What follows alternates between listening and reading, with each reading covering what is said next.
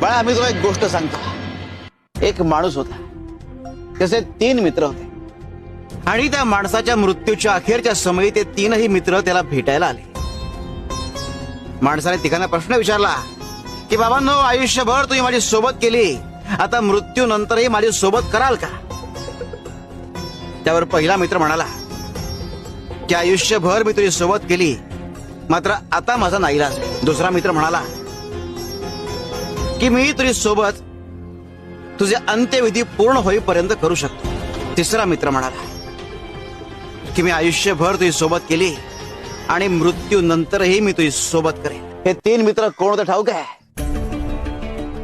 धन, कुटुंब आणि कर्म. धन तोवर तुमची सोबत करतं जोवर तुम्ही जिवंत असता.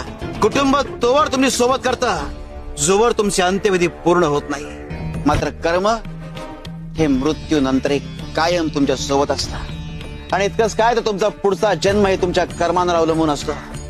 तेव्हा कायम चांगली कर्म करा आणि स्वप्न अशी पहा ज्यात स्वतःच्या आधी इतरांचा विचार सामावलेला असेल. शिव शंकर शंभा.